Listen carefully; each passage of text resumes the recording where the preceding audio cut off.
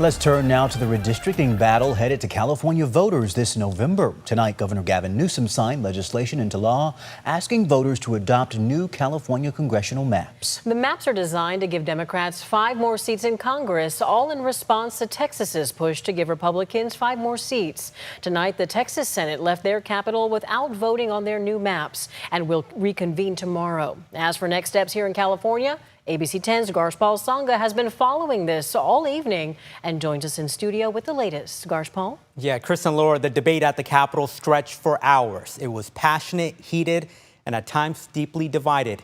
And that intensity is likely to grow in the months ahead as Proposition 50 heads to voters this November. Governor Gavin Newsom, flanked by lawmakers, signed legislation calling for a special election, putting Proposition 50 on the statewide ballot. We can't just think differently. We have to act differently. We're putting a stake in the ground, and we're asking the people of the state of California to support Proposition 50.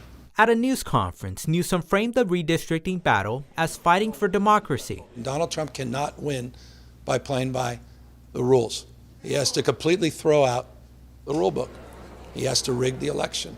Earlier in the day, the state assembly and Senate spent hours locked in heated debate. We are not intimidated, and we are acting openly, lawfully, with purpose and resolve to defend our state and to defend our democracy. And the measure to bypass the Independent Redistricting Commission came with the last-minute amendments. Lawmakers stripped out the trigger language that tied California's plan to other states, sparking sharp criticism from Republicans who say the rushed process strips away transparency. What's happening here is simple. Gavin Newsom and Democrat politicians are trying to ram through a corrupt redistricting scheme to rig California's elections. It's undermining both the letter and the spirit of the California Constitution. And the bills move forward over Republican pushback as the voters are now in the driver's seat. People understand this is a 5-alarm fire.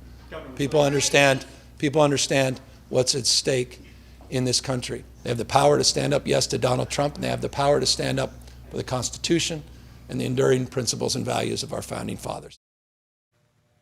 And that trigger language that was stripped out of the constitutional amendment now is its own separate bill, which lawmakers are set to vote on Monday.